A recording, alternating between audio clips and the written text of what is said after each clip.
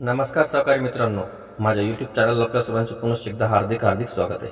आपण जर सरकारी कर्मचारी असाल किंवा कुठेही शासकीय सेवेत नोकरीला असाल तर ही खास बातमी आपल्यासाठी आहे.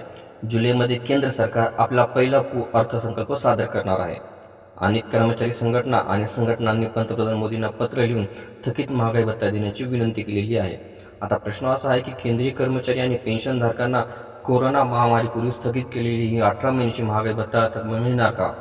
कोविड-19 महामारीच्या काळात रखडलेली ही महागाई भत्त्याची थकबाकी देण्यासंदर्भातील आणखी एक प्रस्ताव केंद्राकडे पाठवण्यात आलेला होता.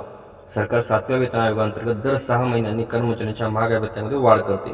पण कोरोना महामारीच्या काळात म्हणजे वर्ष 2020च्या सुरुवातीला आर्थिक अस्थिरतेचे कारण देत सरकारने त्यावर बंदी घातली होती.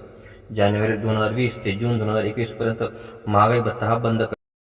व्हिडिओ सविस्तर बघण्यासाठी कृपया आपण डिस्क्रिप्शन बॉक्समध्ये दिलेल्या लिंकवर क्लिक करा आणि संपूर्ण व्हिडिओ पहा.